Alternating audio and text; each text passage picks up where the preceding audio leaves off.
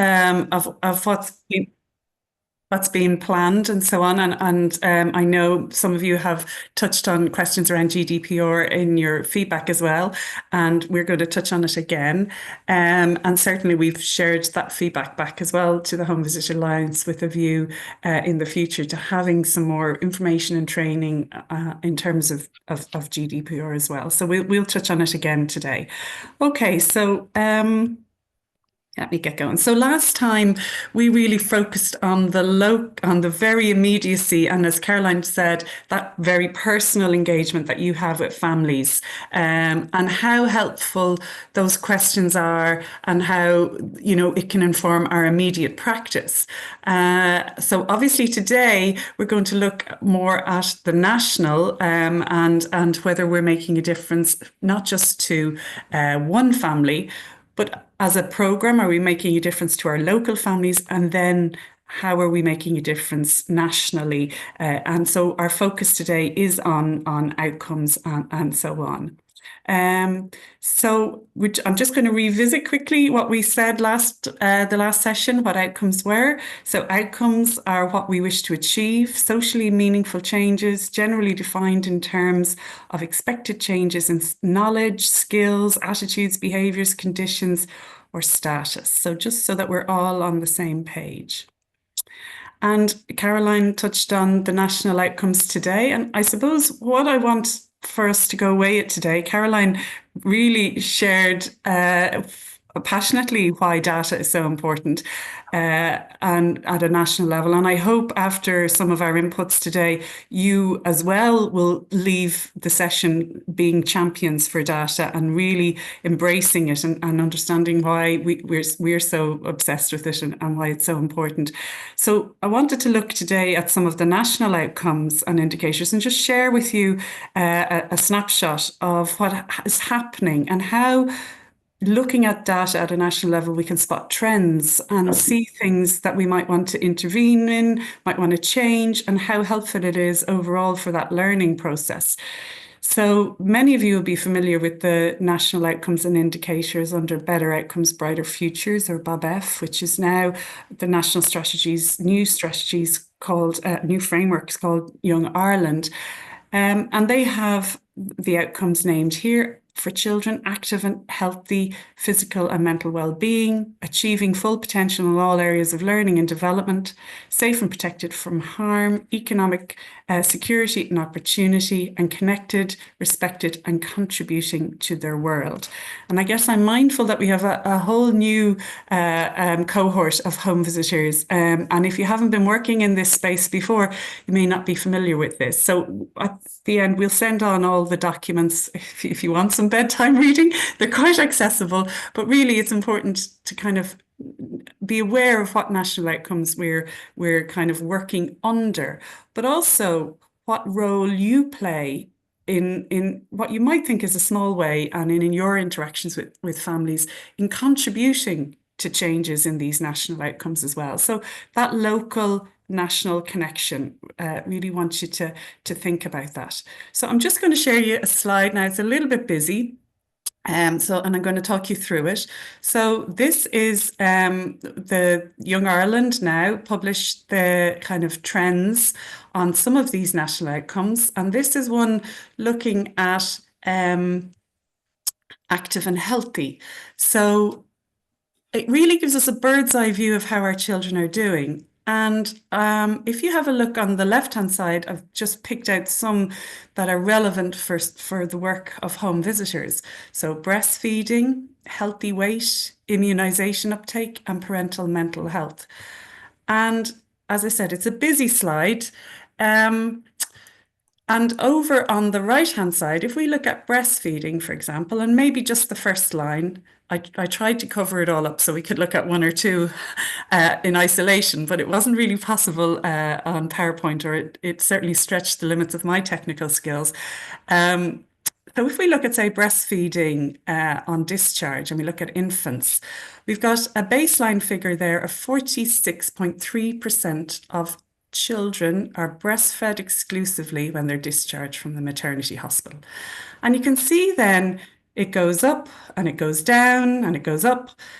And It's really helpful to see this pattern, and I just checked based on there's a new State of the Nation's Children. And just to let you know that as of 2022, the current rate is 44.7%. So from a baseline of 46.3% in 2014, we're now down to 44.7%. So breastfeeding rates exclusively on discharge from the hospital have now gone down. So that's the most recent figure I could find. So that, that's something for us to really, for our radar to pick up and say, well, why is that happening? What can we do? Obviously, we had COVID in the midst of all that, those years. But you can see why having this national picture is really helpful. If we skip down to say healthy weight, and it says there 2.1, there's an item there, an indicator there, percentage of total live births classified as low birth weight. So that's all children that were born with a birth weight less than 2,500 grams. And the reason that's an indicator here is that children with a birth weight less than that have significantly poorer outcomes, health outcomes, education outcomes, employment outcomes. And not only do the children have poor outcomes, but their mothers also have poorer outcomes. So it's a really important indicator, and there's lots of research about why this indicator is so important. And if I was to tell you that often that's symptomatic of families experiencing stress, poverty, exclusion, marginalization, and is often an indicator of that. So if I was to tell you that in 2014, you can see there it was at 5.6%.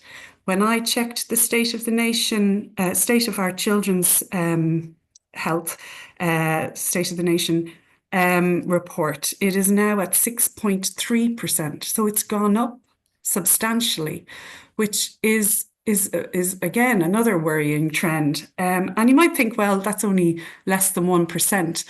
But 1% of that amount of children could equate to 500 children. And 6.3% of all the children born in 2022 is 3,400 children. So 3,400 children in 2022 were born with a birth weight less than 2,500 grams. So you can see why this sort of national information is really important for us.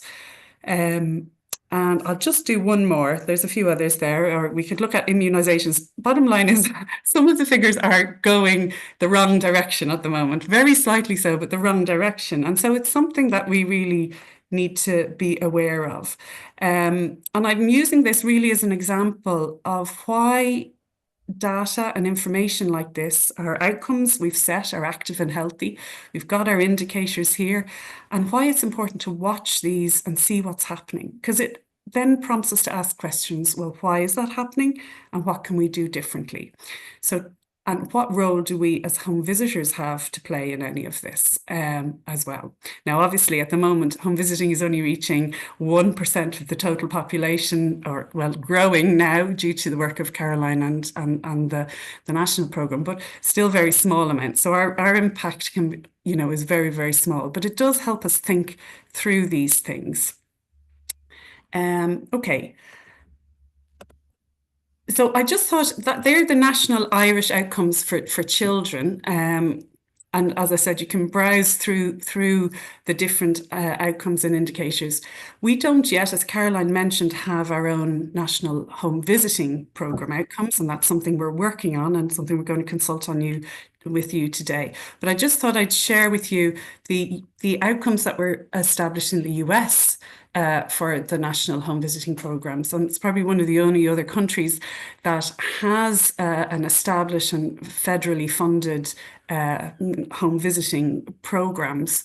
So their outcomes that they've agreed on are child development and school readiness, child health, family economic self-sufficiency, maternal health, positive parenting practices, linkages and referrals, reductions in child maltreatment, and reductions in juvenile delinquency, family violence and crime.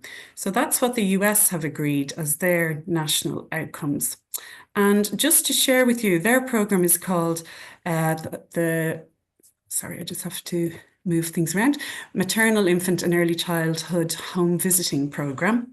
And I suppose this might be a snapshot of sort of what national data would look like once it's collected. And Caroline was sort of showcasing how helpful that will be. So you can see they've managed to gather data from their programs that shows that 139,000 parents and children received home visits, and that in 2023, nearly 1 million home visits were carried out in the United States. So that sort of information is helpful from the start.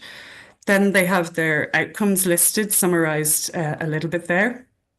And at the bottom, they have kind of the types of families who participated, the income level of the families, how many of the families had adults who had had a high school diploma or less, how many households had a history of child abuse and maltreatment, in terms of substance misuse and teenage pregnancy. So I suppose that's saying, are we reaching the right families? How well are we doing in that regard? Have we reached the families who really need us? So you can see how that's the national data. Then they have national data on the, sorry, I'm moving too much around here. National data on some of the impacts. And so they've highlighted that they've been able to access developmental screening for children, for developmental delays, school readiness, they've measured. And then the bottom two are engagement with services for both postpartum care and then sort of recommended child visits. So whether being involved in home visiting has increased the engagement and attendance at home visiting at other healthcare appointments.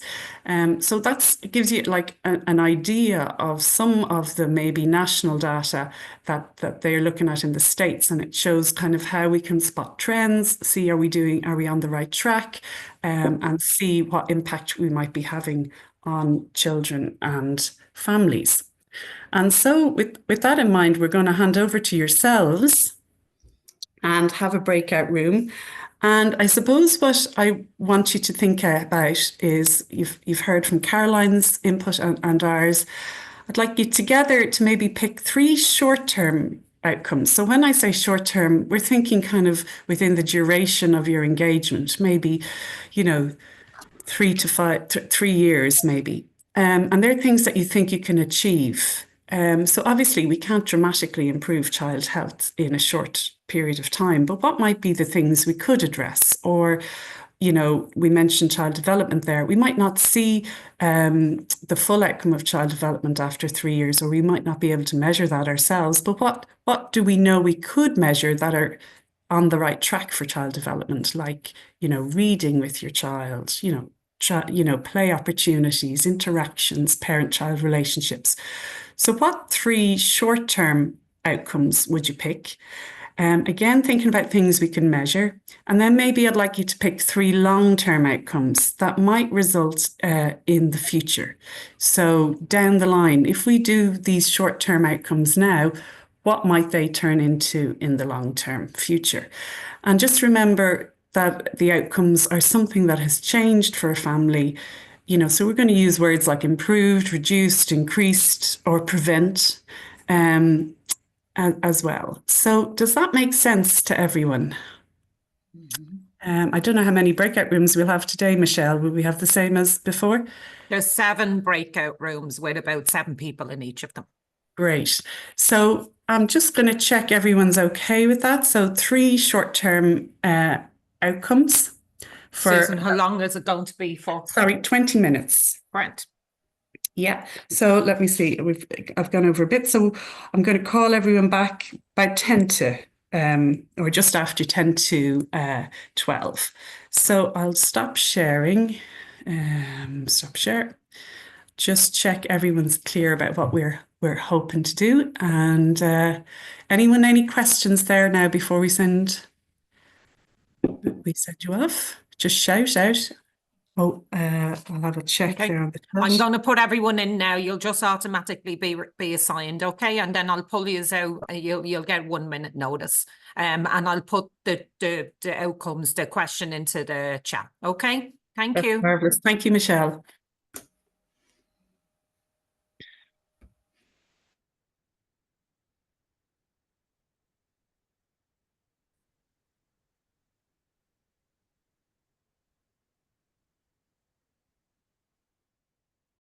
Thanks.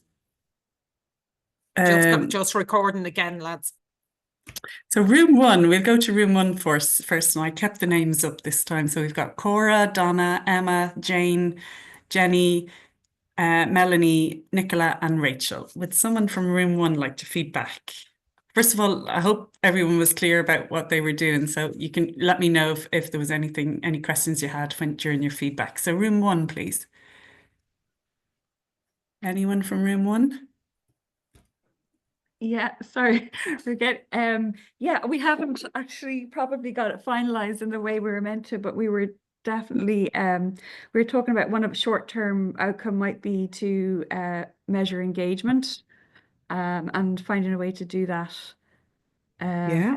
We were talking about maybe also trying to measure referral pathways and like the establishment of referral pathways and engagement.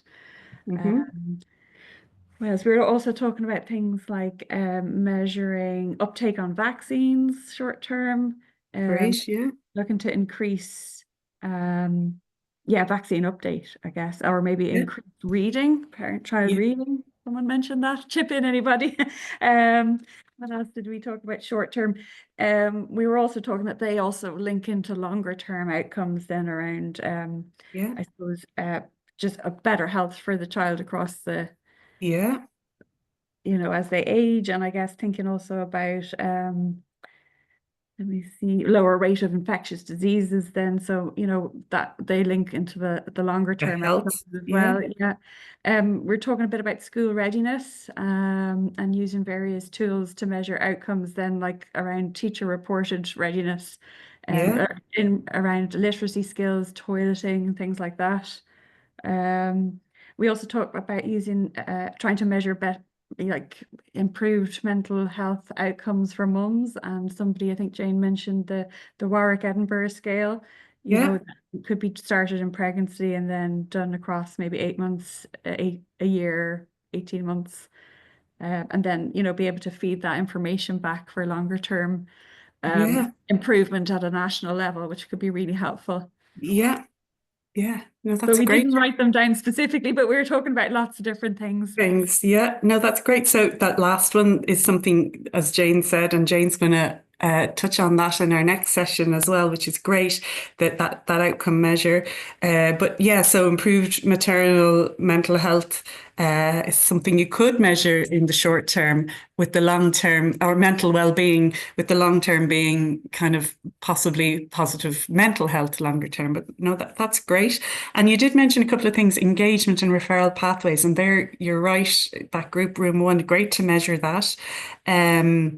And referral pathways could be a great short-term outcome in terms of are our families connected and receiving the services they should be receiving. So that's great. And engagement, as you saw there, are we reaching the right families? That's a really important thing to look at. And it is an outcome to explore. It might be something what we might call is like an implementation outcome, or an outcome that impacts our other outcomes. Because obviously, if you think about it, if you're engaging families who don't need very little help or who need minimal support, their outcomes are going to be really different to families who need less support or help, or who need more support or help. So it really is a predictor, and it's something we need to be really mindful of. So that's great feedback, room one. Thank you so much. Room two. We've got Bernie, Kira, Maria, Mary, Sinead, and I was supposed to be in that too, but I left you to it. So room two, would you like to share your feedback? Anyone from room two? I think that's us. I'm not entirely Mary, sure. Mary Collins, there were some that had difficulty, attending and all of that. But I suppose ours very much were around the parent-child relationship. Yeah, great. I suppose we talked about I suppose it is measuring the engagement of parents again around circles of security and things like that. Particularly, we talked about the I suppose the initial engagement, the developing the parents' positive relationship with their child.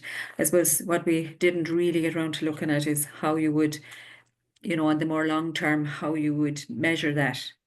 I suppose we know the positive, there is a positive outcome, but it's more around the measurement of it. Trying to think, somebody else had mentioned communication. Again, we hadn't really looked at how you'd measure it, but it suppose it tied in again with the positive relationship. I think a lot of ours really was around the relationship building. And I suppose the parental mental health, but that struck me as well, is the Edinburgh Warwick, I think that's a good point, doing it earlier on. And maybe doing it again, maybe more than once throughout the engagement, is to see. I'm not sure that we had anything more than that. A lot of ours was essentially around the relationship building. That's brilliant. That's brilliant. And I guess that's what you're really describing there as well, Mary, and room 2, is some of these things like positive relationship with your child is like a great short-term outcome. We can try and find tools to measure it, but it's a predictor then of lots of other positive long-term outcomes in terms of mental health for the children, but also education, learning, parental engagement. There's so many ways in which longer term that's a great one. And then parental mental health again is excellent to flag. And as you said, I know somebody, sorry, Susan, somebody mentioned the school attendance in that. And again, I suppose it was we weren't awfully sure how you'd measure it, but it was certainly, we'd looked at, the improved, reduced and prevent.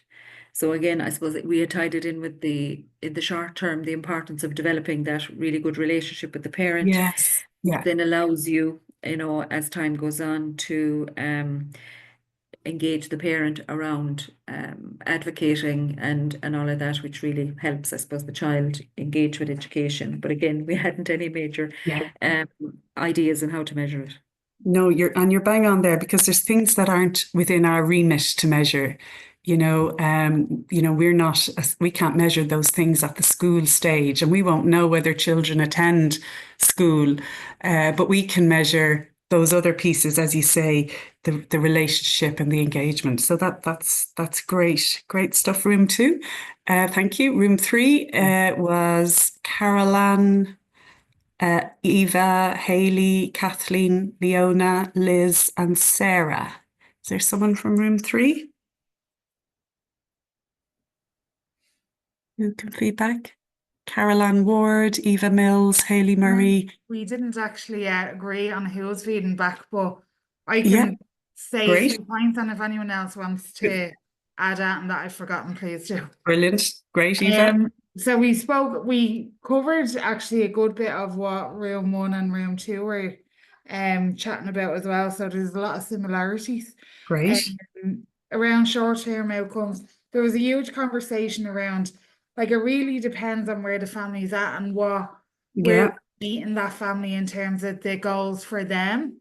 And with the caveat, obviously, that we want to try and do a national kind of framework for it, but things that came up were kind of looking at engagement, maybe childcare arrangements on the short term outcomes, and really acknowledging that those little wins that may seem little in the grand scheme of big data, but mean a lot to family, and especially the home visiting and family relationship. Establishment of routines, measuring outcomes like that, and the ease of it. Peer support. There was a conversation around like supporting homeless people living in emergency or homeless accommodation, whether that be Irish or new communities, and really supporting them around like getting out into green spaces, and building their relationships up with the community to support them feeling and an outcome, I suppose, feeling more part of their community as well. We mentioned things like potty training, vaccinations. That can be like vaccinations can be short-term depending on, but also inform the long-term health outcomes as well. And then we spoke more around long-term outcomes, around again attachment. So the Warwick Edinburgh would really come in there, and maternal mental health, vaccinations again, and then parental engagement and social engagement, or measuring kind of parents returning to training or education, Yeah. things like that. And really there was a huge emphasis on, when we were speaking about housing, having that kind of universal support for everybody and allowing them and informing them to know their community really. So, and obviously the outcomes that would ripple off from that. Yeah. I Yeah. don't know if I captured everything, so if anyone else in the group wants to add anything, please do. That's great, Eva. And I think what you touched on there as well is, I suppose what we're measuring is change. And what you were highlighting there is that meeting families where they're at, and that they might, families are at different levels.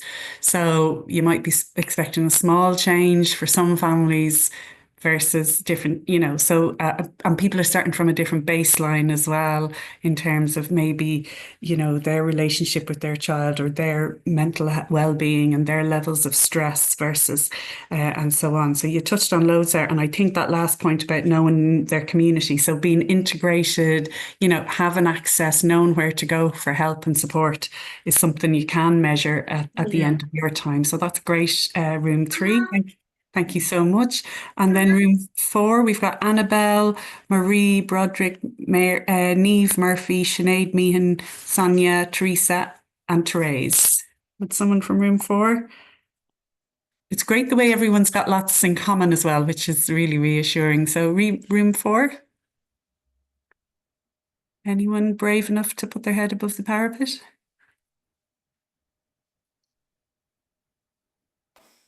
I can speak there. Yeah, great.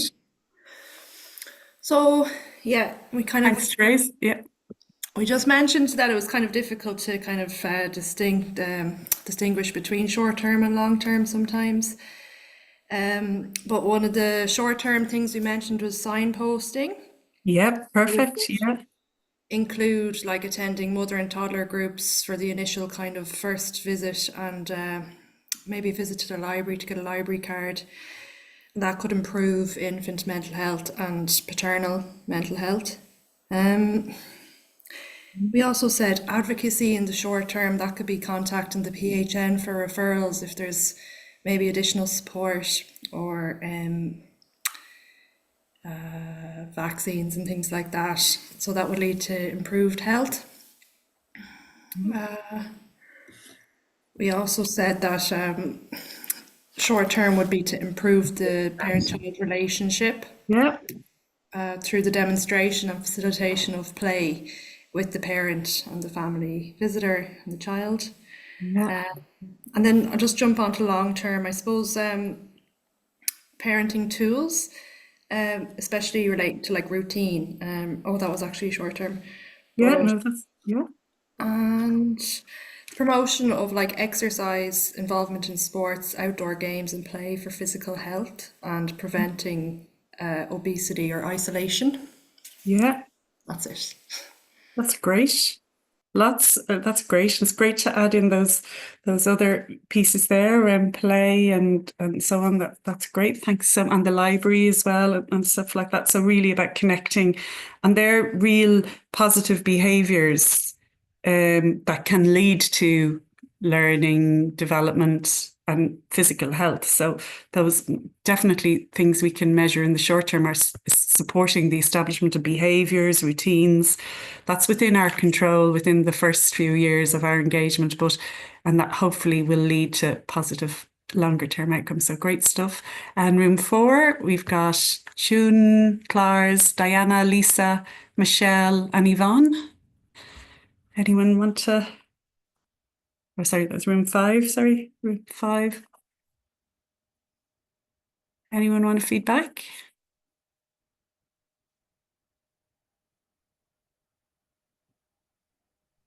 I'll say it if you want. Yeah.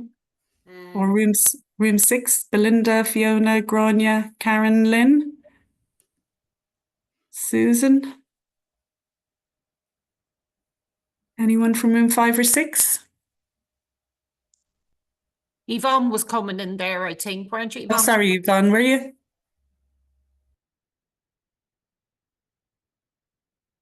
Yvonne? No? No, maybe I Okay. got it wrong. I'm sorry. I thought somebody was no, jumping in that sorry, it time. was me. I thought I was. Yeah. I thought my speaker was off. Oh. Yeah, for the short term, it's kind of a lot of the same.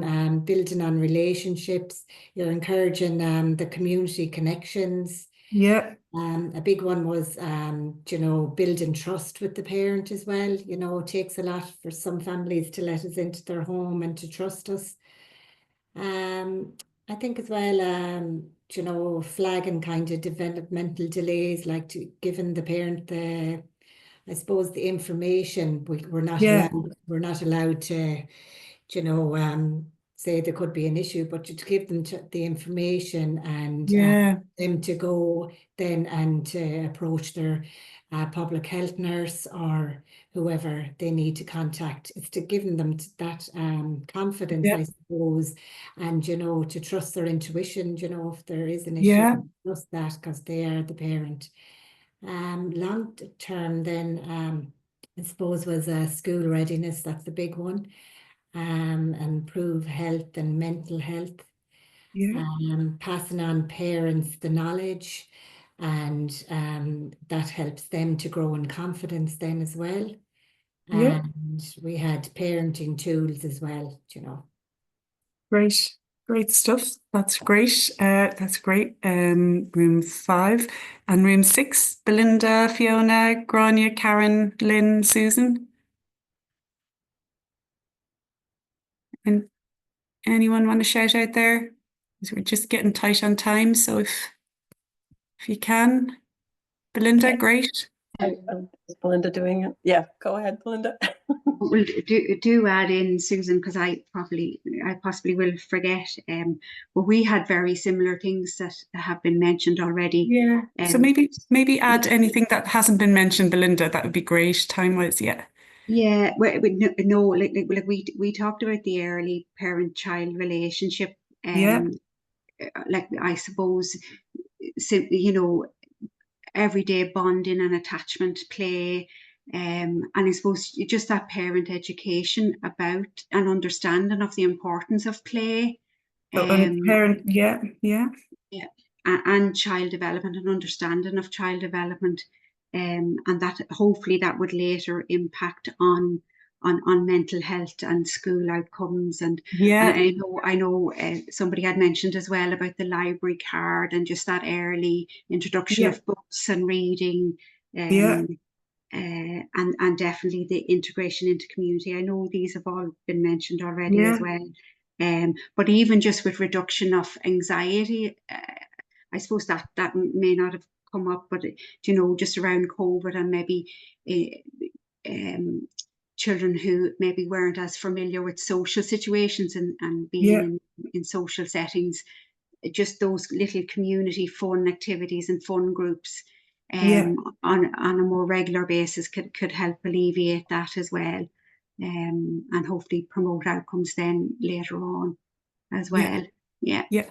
No, that's great, Belinda. Thanks so much. That's great. And I think what's emerging, and you can tell me if I'm wrong, is that a lot of what we can do is equip parents with the tools and the knowledge, like you said there, understanding child development, which is similar to what Yvonne was saying earlier, being able to not necessarily measure child development, but to be able to understand if there might be an issue, as well as play and the importance of that. So you're sowing all the seeds of what is good things to be doing in those early years that then can lead to good outcomes. So that's all great. And lastly, room 7. So that's Alice, Catherine, Lisa, Noreen, Key, and Susan. Someone like to feedback there from room 7? who's, I see Noreen's put her camera on. Does that mean, Noreen, you're going to go for it? Good woman. I'll make it brief because I'm sure we're running out of time. I think firstly we talked about bonding, attachment, that side of things. So maybe supports around breastfeeding and infant massage and that type of thing with the family.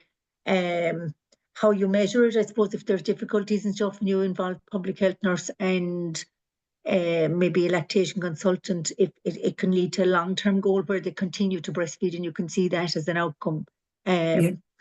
And then I suppose we were looking at immunizations, you know, the uptake of that might be an outcome, the one that you can actually record. We spoke about the Warwick Edinburgh Wellbeing Tool. So that can be repeated, and you can see if there's, you know, if there's an increase in a person's well-being. So that will be a short-term one, but it could also be a long-term one about the supports that you put in place for a long-term outcome. Then we spoke about, I suppose, the Oslo social support, that scale as well. So, you know, things like you can see how isolated somebody is or not. You can introduce them to groups, you know, whether, you know, maybe an infant massage group, that type of thing, a mother and baby group, or if they're breastfeeding, a breastfeeding group. So you could try and increase their social circle. So you could actually have you can measure, have an actual measure on that one. Long term, Alice mentioned ages and stages, so that can actually be measured as well as an outcome. The child, and a long-term one again would be the breastfeeding might continue. Long-term immunization might be one you can see a long-term outcome from. The child-parent relationship scale is another one. So you could maybe, if you had a measure that maybe if somebody did something like a Circles of Security's parenting program, you could remeasure and see how's the relationship improved. So that would be another one. So they're kind of, and we touched on pretty much everything that everybody else said. That's marvelous. That's marvelous. Well, listen, thank you all so much. And I suppose we could talk about this all day. And I just want to thank you all. There's lots of food there. I've written it all down as you've been chatting. Noreen mentioned the Oslo social support scale. So we'll touch on that next week, as well as the Warwick, Edinburgh and the TOPSI. So we'll go into those three measures in a little bit of a deep dive. So if those of you aren't familiar with that, we will touch on some of those. And Noreen mentioned their ages and stages, which is a developmental assessment that public health nurses can use. So again, it's about marrying what we can do and then as far as we can go, but who people mentioned schools and public health nurses, they will also be tracking and measuring things longer term. So that's great. And I think it's marvelous to hear home visitors talking, and I can just feel from you all the doing, because in talking about the outcomes, you all talked about what you would do to get to those outcomes. So you're just, it just shows the passion for, well, we could do this and that will give us this. So you're already in that zone. So I just wanted to, so thanks all for that. We've gone a little bit over, but so we might not get a second breakout room, but let's see how we go. So I'm going to feed all that back, and it doesn't mean the conversation hasn't ended here. When Michelle sends out the survey, if there's something you deeply, passionately want to flag that hasn't been mentioned yet, do put it in the survey, or do get in touch with us separately, and we'll make sure that we feed that up to the main national. Just to let you know, the survey will pop up as you leave the Zoom call, so it'll come up straight away. It'll take 1 minute to fill in if you don't mind. So what I'm just going to go on to now, after looking at those outcomes, is a little bit of the jargon that we talked about before. And you're like, oh, really? Do we have to go back to that? Really just so you understand some of the terminology that was used, that we used in the last session, or that Caroline mentioned earlier. And one of those pieces was what we call the theory of change, just in case you hear it again. And it's really a hypothesis, or the reason we're doing our work. And it's basically like an experiment. we do X, Y, and Z, and we expect to get these results. And what we've just been talking about there is the results. So it's what we put in, our resources, the funding, our staffing, our training, what we do, the home visits that we do, the phone calls that we make, etc. And then what we expect will change.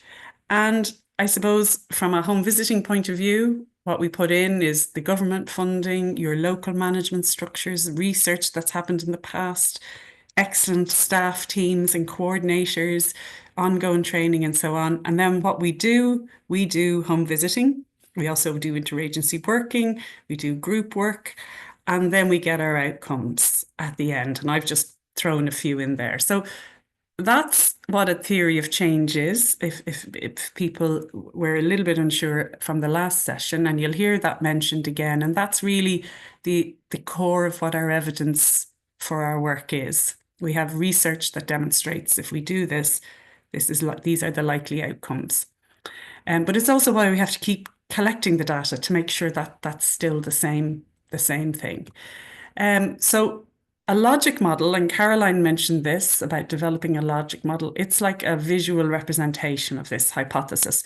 So if we put in all these inputs, such as the funding, our staffing, our policies, procedures, all this stuff, our training, if we put in all those inputs, then we will get then we'll be able to deliver the outputs. So the outputs are our home visits, our phone calls to PHNs, our referrals, our group work, our text messages to parents.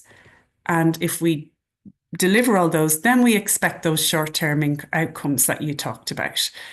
And if we get those short-term outcomes, then we might get long-term, medium-term outcomes and long-term future better outcomes for our children and our families. So that's essentially what a logic model is. Here's an example of one. It's often laid out like this, where at the top you might have a goal, just in case you see one, or you should see one on some websites.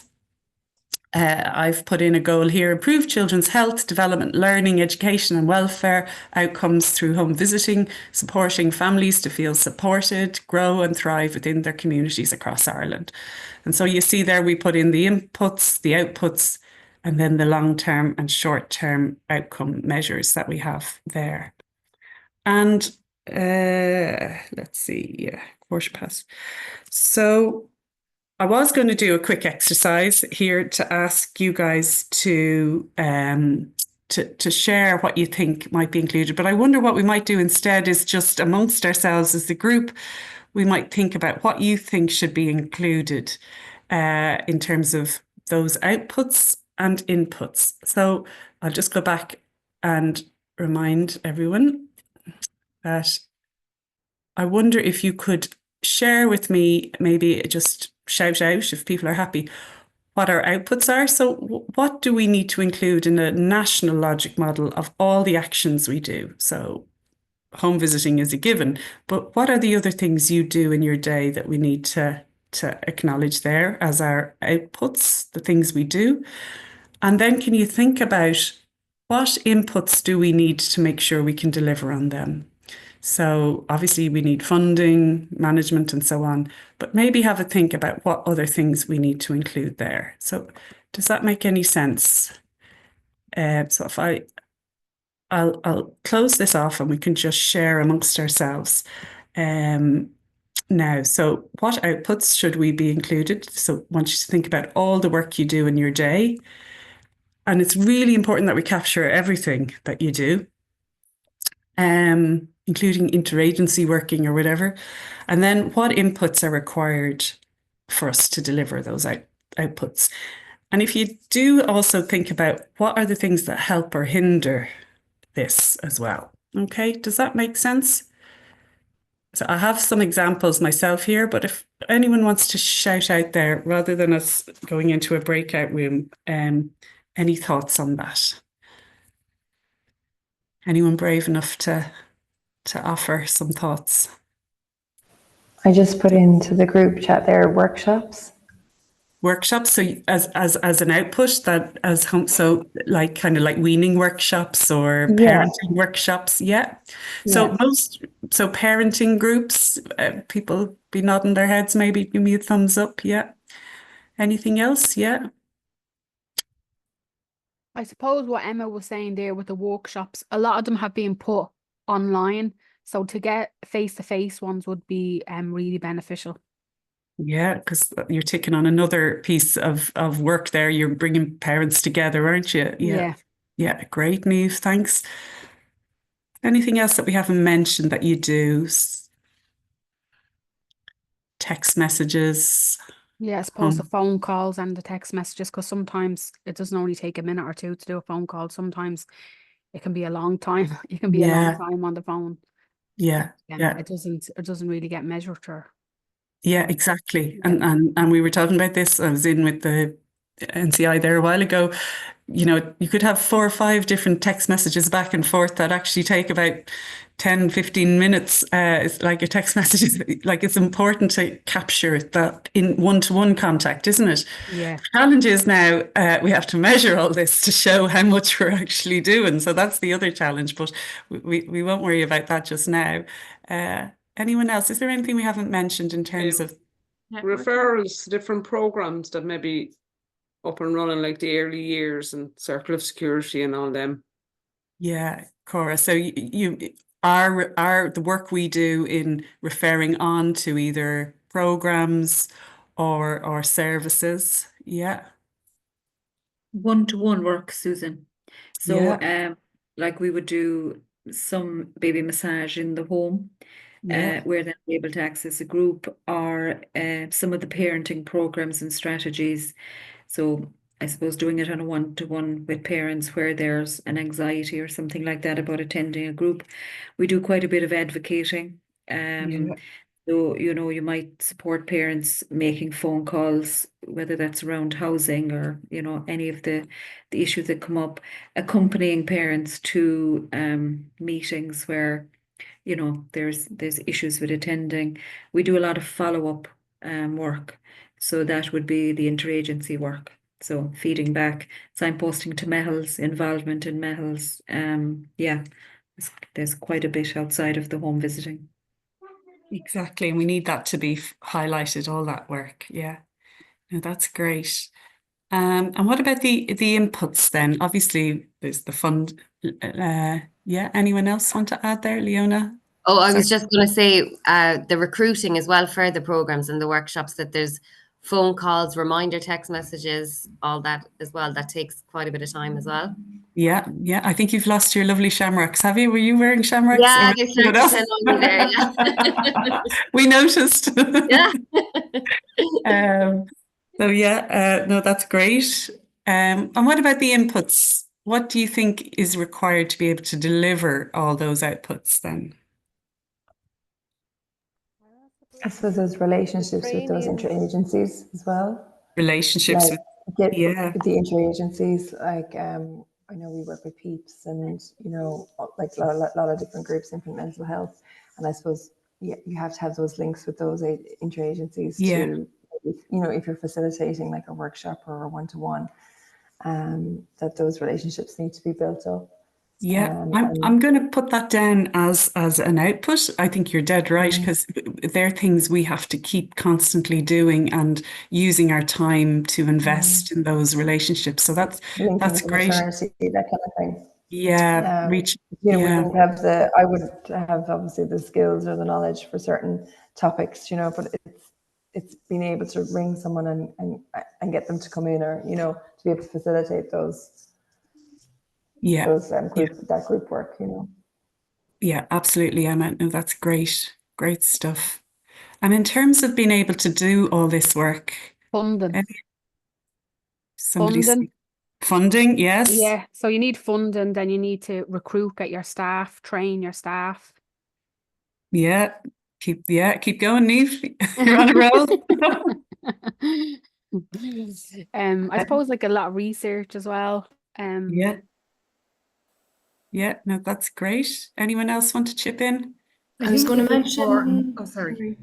Just kind of educational resources like art supplies, toys, books, all of that jazz that really Yeah. helps us to do our work. And the My Place to Play maths is another resource. Yeah. Great, Therese. And Eva, you were going to jump in there. Great. I was just gonna say around like coaching and reflective supervision for the home Great. visitor Yeah. in order to meet the family where they're at and be the best version of themselves for the family. Yeah. I suppose if we're expecting a family to engage in a process with a home visitor, the home visitor, I feel it's integral to engage in that process with their supervisor or manager. And obviously the recognition from supervisors and managers of time that I know years ago when all these conversations started, it was like, oh yeah, an hour for a home visit per family. And we all know that's not true, that it can go from 2 to 3 hours in terms of the actual home visit preparation, session notes, follow-up, travel, all that stuff. So just that recognition of time.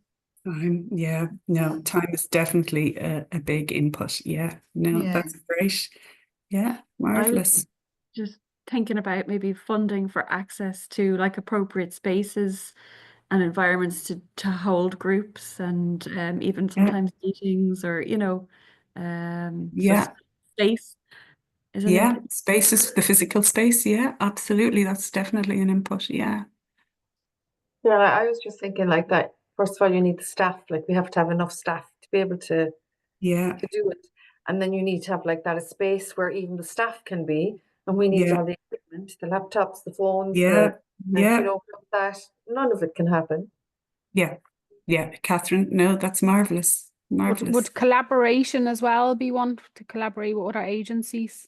Yeah, so I would put that, I can't see who's saying that, but I would put that definitely as an output. We have to do that. Yeah, no, absolutely. But you're right though to flag it because we do need buy-in from those agencies to say we are someone you need to collaborate with. So we do need something within the system. Yeah. No, that's all great. I'm going to share with you. They're all great. I'm going to share one I've done and you can shout if I've missed anything and I'll add in what you've all mentioned there. So I added in a few things. Obviously funding, you need your governance. You need your management, you need all your policies and procedures, your insurance, people have mentioned some of these things, your recruitment processes and the types of recruitment you need. You need your coordinator or your manager, you need your team and you need adequate teams. You need your induction training, your supervision. I think Ava mentioned this in the reflective supervision, ongoing CPD training, CRM. You need travel. You need to be able to travel if you're a home visitor. And then you've mentioned lots more pieces there that I can add into that. And then in terms of what you do every day, I have to move everything around here. So your home visits and then how we might have to measure all this. Eva again mentioned duration. And the number of families, then there's the follow-up phone calls, text messages. You might have different group sessions, including workshops. And then you might have interagency working, the feedback to referrers, onward referrals, signposting, family meetings, child protection conference, MEHLs, phone calls. And then you've mentioned lots more there, advocacy, accompanying to meetings, one-to-ones, and lots more that you've mentioned that I have to add in there. Does that sound like we've kind of captured most of what you have to do and what you need to do your job, Yeah. Is this sort of process of developing a logic model beginning to kind of see the benefits of it? Because if we have to think about what we want to get, what our outcomes are, and you mentioned all them from your breakout rooms, and then we have to see, well, if we're going to deliver those outcomes, we're going to need all these activities, and then we're going to need all these inputs. So, I mean, it's a whistle-stop tour of kind of what the Home Visiting Alliance are pulling together. I've got all my notes here, and we've got the recording as well, so I'm going to add all your feedback in and share this upwards so that we can populate and have our national home visiting logic model. And And so with that in mind, I'm just going to move on quickly because it's a Friday of a bank holiday weekend. Has anyone any questions about any of that? Does that make sense? Or does anyone want to ask any questions? I'll just quickly stop the share in case anyone, because I can see people beginning to ask questions by coming off mute. Anyone interested? Anyone want to ask anything? Okay. Well, listen, I'm going to go quickly through the last wee bit and then we'll finish up. So what I wanted to leave you with, I hope today you've got a sense of kind of the local, your immediate project, looking at outcomes, and then the national, and why it's so important that we gather all this information and data, and that it's so informative to help us deliver the work we do. So on our sort of data journey, last week we looked at asking questions, and today we've talked about, are we making a difference? I just want to spend a little bit of time talking about parents sharing their information today, and then next session, not next week, 2 weeks time, we will look at how we collect the data in different ways. So the data journey, we do have to really bear in mind, and Caroline mentioned it, and I didn't know she was going to mention it, so we're on the same page, thinking about GDPR and kind of the ethics of how we work with families. And what I want you to take away from this is kind of maybe it's hopefully a mindset that might be slightly different than maybe before. Well, hopefully.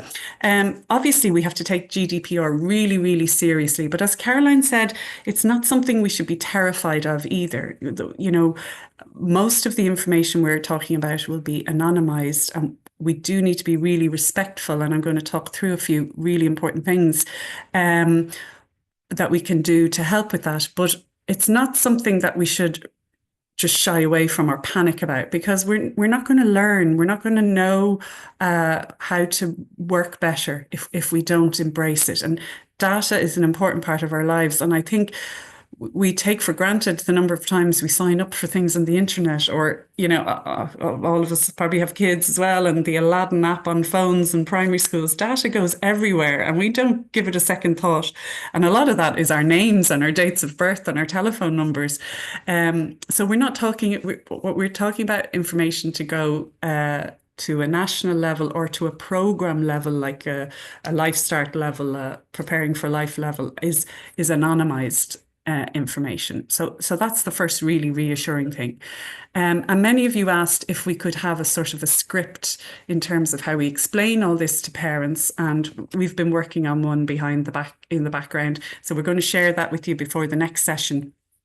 Just kind of information, and you can tailor make it to each of your specific projects. But one really useful thing to go back and talk about within your teams and within your projects is looking at something called a data map. And I think it's really, rather than someone else developing it, I think it's really good for you maybe to do it together in your teams and think about all the things you collect and why do you collect them? And then you'll be really confident in explaining that to parents. So why do we collect X, Y, and Z, date of birth, name, address, next of kin? Why do we collect ethnicity? Why do we collect all these different elements? And tease it out within your team as to the rationale.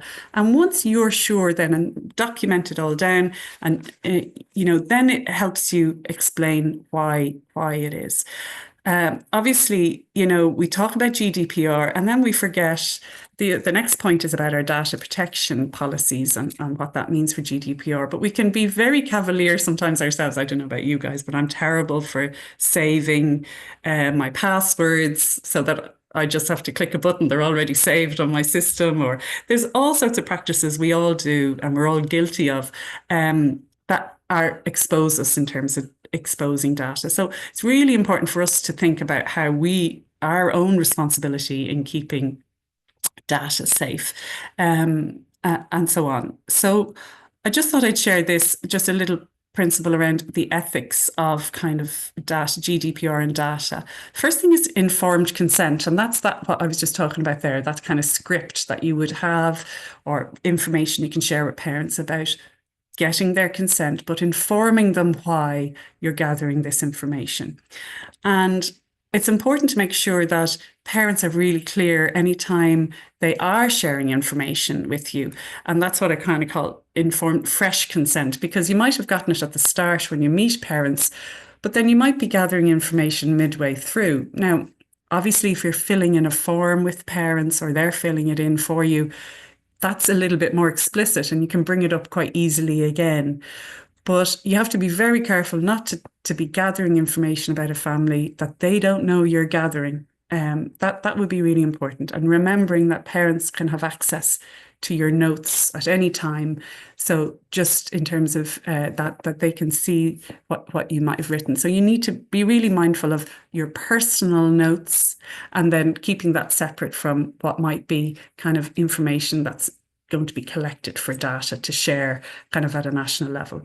So obviously confidentiality and data security is really key, and that's what I was mentioning there about passwords and so on. And technology can catch us out, or even just leaving a notebook somewhere without realizing it, or leaving a diary behind us. Some of us scribble so much into our diaries. We have to be really mindful of that, and that's all involved in making sure that as a team you've got a risk assessment for where might be potential points at which there could be either a data breach or that you might be gathering information you don't need to gather. So we want information, but maybe there's times like, for example, we want to know whether parents are parenting alone, because it's really important. That brings with it lots of different challenges as a family, but we don't necessarily need to know if they're married or not. I mean, it doesn't matter to us, so it's kind of bearing in mind what is the information we need to have that helps us with our job and helps us kind of learn about what works for different families, but what do we not need? So thinking about that. Something I mentioned the last time, and some of you said it as well in the feedback, is just around kind of filling in a form saying, oh, we need you to fill this in for our funders. And I suppose what I kind of wanted to get across there was kind of just being mindful that people might perceive you as offering a service, and that brings with it a certain power. You might not always think you're very powerful, but people do respect people who are providing a service, and they're grateful for it and they need it. So that shifts the power dynamics a little bit. So be really mindful of when you are asking families to share information, that they're protected in that way, and that they don't feel obliged to do it just because you're providing a service to them. Feedback and debriefing is really important. And I suppose what I'd like to say here is that we're on a journey with this, so please be patient, and we all have to work together on this. But this is really thinking about how we can, as programs, share information back to families. I would say most of us aren't really doing it at this stage, but it's something we need to think about. How can we do that? That if parents do fill in paperwork or forms, can we provide them with a copy of it? Or locally, if we've gathered the anonymized information, eventually can we share parents with a sheet that shows what we've done as a whole program, that team, that year? But what's also important here is not just how we share it back to parents, but I think it's really important for yourselves as a team to ask, for you to get that feedback back as well as a home visitor. So you might know what's happening for your family, but you might not know what the trends are for your program as a team. Now that brings with it lots of challenges in terms of data collection and analysis and CRMs and so on. So I'd say be patient, because we're not really fully equipped to be able to do that in a very efficient way. But it's, I suppose, where we want to try and get to do this well. And in the centre, I have parents as partners, and I'm just going to spend a little bit of time and send you off on your bank holiday weekend thinking about how we can change our mind shift about that and introduce you to a concept called co-production or co-design.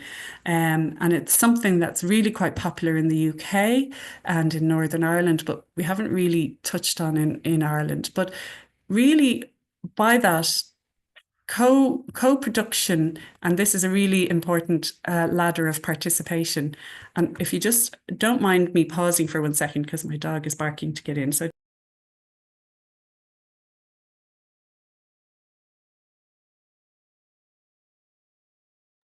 sorry about that. I wouldn't be able to concentrate otherwise. So this is what we call a ladder of participation. And if you think about how we want parents to participate with us, at the bottom of the ladder, we have things what we say is doing to. So where we're trying to fix people who are passive recipients of service. So we talk there about education or coordination. It's sort of parents are sitting there passively, or people are sitting there passively, and we're doing to. Then we think about doing for, which means we are engaging and we're involving people, such as by engagement, consultation, informing, but we're still doing for or on behalf of. And then at the top of the ladder is what we call co-production or co-design, which means doing with. So we're entering into an equal and reciprocal partnership with people. So we're doing with. And I suppose what I like, we can't deliver fully, it's a real challenge to deliver fully co-produced services, but we can certainly have an aspiration towards that, and certainly think about times or moments where we can do things slightly different so that we are entering into that kind of equal relationship. We bring our knowledge of home visiting and our expertise in training and all those inputs we talked about. And when we meet parents, they bring with them their experience, their expertise and their family and their situation. And we meet somewhere in the middle to try and empower parents to be able to make the changes they want in their lives. And it's a helpful concept, I suppose, to think about when we're inviting parents to share information with us, being mindful that it's their information, but then giving them ownership back of that information as well, so that we don't feel we're taking it away from them and just making it disappear. So trying to think about how we can do that. So co-production is a relationship where professionals and citizens share power to plan, deliver, support together, recognising that both partners have vital contributions to make to improve quality of life for people and communities. So that's just kind of a definition of co-production. And some of the principles of it are really recognising that we all have assets to contribute, that we're building, we're strengths-based, that, there's a mutuality and reciprocity, that what we won't do anything on someone that we will expect the same back, that we're already doing so much of this in terms of investing in networks and peer support, and that's a real cornerstone of home visiting. So we're already really trying to support and empower parents that way. Blurring of distinctions. So we recognise that parents have expertise as well as us, and that, we're not the ones who are kind of seen as the experts, and facilitating rather than delivering. So it's kind of a mindset as well as a different way, a way of working in terms of when we go in and invite parents to share with us their information. So it can't really be something tokenistic. If we say we're going to do it, we're going to have to kind of deliver on it. So if we're saying we want to share information back to parents, we have to try and think about how we can do that. So, and it's not it's a marathon, it's not a sprint. So it's something that you're always going to be, as a program, working towards and thinking, how can we do things better? How can we change things? How can we improve that? So how can we invite parents to partner with us? I mean, you can, go into the extreme down the line and invite parents to be involved in your training. Could they come in and do some of the training for your teams? Could they come in and be on your recruitment panels? Could they, can they help tease out what other information? Could they proof some of the forms we have developed and say, well, instead of asking it that way, could you ask it this way? Or I can see why you need that, but do you really need that? So trying to think, now, this takes a lot of time and a lot of thought and a lot of extra effort. So I don't want you to go away feeling, Jesus, how are we going to do all that as well as just deliver the day job? So what I'm trying to get across here is maybe just our mindset as well, and how we embrace talking to parents about information. So, and it's really important that as home visitors, you get some of that collated information back, like what we saw from America. They collated it nationally, that we can have that sort of information. And Caroline talked about that aspiration about putting up dashboards and images so that you can see the national picture. And then that we can see maybe the program picture and the local picture as well. So that obviously takes a lot of time and effort and computers and CRM to be able to do all that sort of stuff. But at the moment, I just said I'd leave it there for now, and ask if anyone has any questions on any of that. I'll just stop and just check, has anyone any questions, because we're coming up to 1:45. Any thoughts on any of that or questions you want to ask, or does it make any sense at all?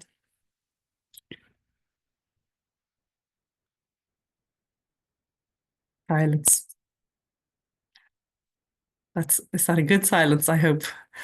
So if that's do shout out if anyone wants to ask anything. In the meantime, I think for our next session, we're going to really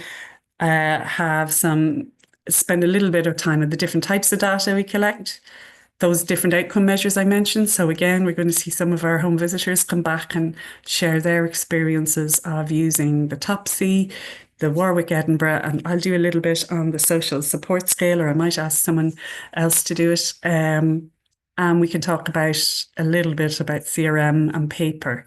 But I would, so I hope you can all join us in 2 weeks' time. That's the 28th, and that's the last session.